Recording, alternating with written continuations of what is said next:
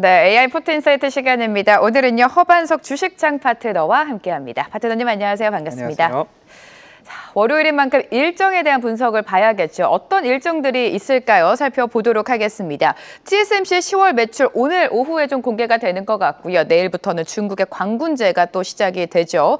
이번 주 한국의 또 주요 이벤트는 수능이 되겠습니다. 일정 체크해 주실까요? 네, 글로벌 일정과 국내 일정을 하나하나 짚어보도록 하겠습니다. TSMC 10월 매출이 우리 시간으로 오후 3시경 정도에 발표될 예정이고요.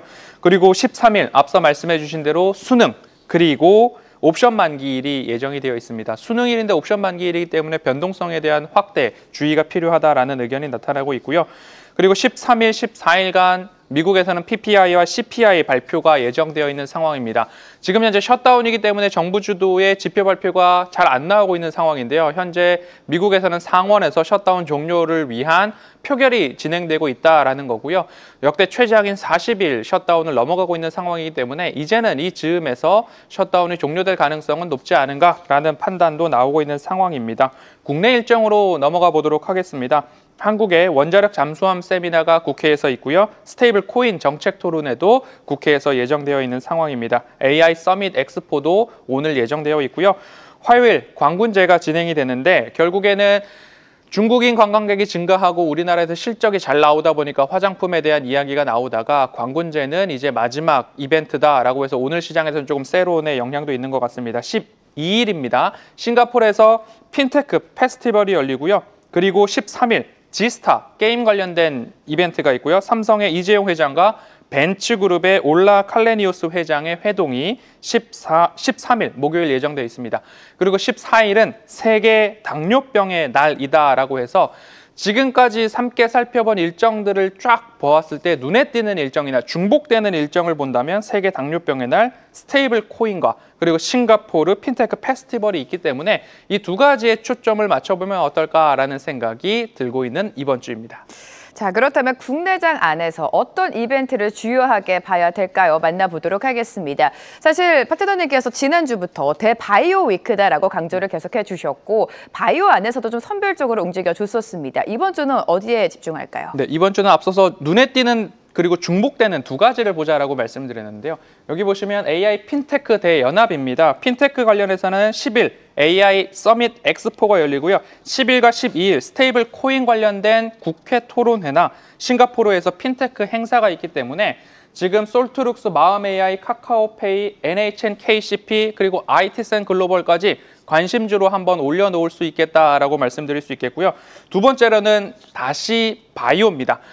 코스피에서 코스닥으로의 수급 이동이 조금 나오면서 그리고 여러 가지 일정 모멘텀이 있고요. 끝까지 본다면 내년도 1월 달에 JP모건 헬스케어 컨퍼런스까지 바이오는 우리가 관심 있게 볼 필요가 있는데 차트상 저위험 구간에 있는 바이오 종목들 그리고 임상이나 기술 수출에 대한 기대가 있는 종목들 보시면 좋을 것 같고요. 특히 이번 주에는 14일 세계 당뇨병의 날입니다. 당뇨, 비만 치료제 관련된 종목들에 대한 관심도 펩트론, 삼청당제약, 인벤티지랩, 그리고 HK 이노엔 등을 살펴볼 필요가 있겠다라고 두 가지로 압축해 보겠습니다.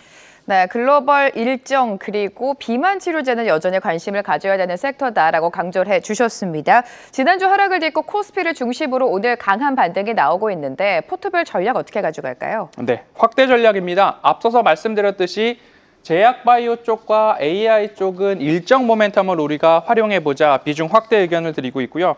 유지 쪽으로는 보험, 금융, 배당 쪽이죠. 그리고 코스피 대형주 쉬었다가 다시 돌아오는 구간입니다. 외국인들의 선물 매수가 지속될 경우에는 코스피 대형주에서는 비중 유지 의견을 드리고 있고요. 비중 축소입니다.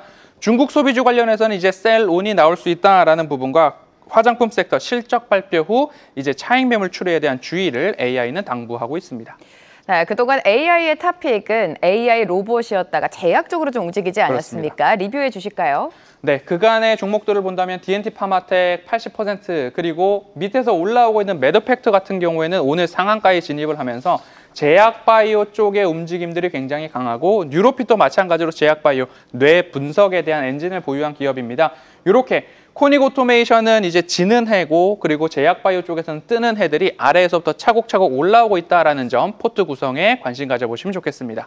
네, 오늘 분석을 들어보니까 오늘 종목 역시 제약바이오에서 나올 것 같습니다. 네. 종목 소개해 주실까요? 네, 오늘 말씀드릴 종목은 HK 이노엔입니다. HK 이노엔 같은 경우에는 K캡이라고 해서 위식도 질환 치료 역류 질환 치료제다라고 보시면 좋겠는데요.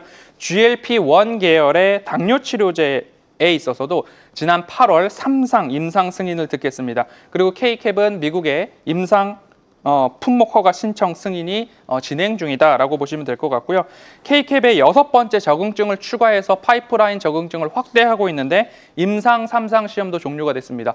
무엇보다도 11월 달 K캡 그리고 HK 이노엔의 주목해 볼 포인트는 이제 특허 분쟁에 대한 대법원 판결이 이번 달 말로 나올 것으로 예정되고 있는 상황인데요. 지금까지 본다면 HK 이노엔이 물질 특허 승소가 우세하다. 그래서 2031년까지는 이러한 특허가 유지되게 된다면 제네릭의 침투가 불가한 상황이기 때문에 HK 이노엔에 대한 긍정 전망을 말씀드리면서 1차 목표가는 53,500원, 2차 목표가 57,500원, 손절가 46,500원 말씀드리겠습니다. 네, 이번 주 공략주는 HK 이노엔입니다. 주가 추이 함께 살펴보도록 하고요. 허반석 주식창 파트너와 오늘 이 시간 함께했습니다. 감사합니다. 네, 마켓인사이트 1부 준비한 소식은 여기까지고요. 저는 2부로 다시 돌아오도록 하겠습니다. 시청해주신 여러분 고맙습니다.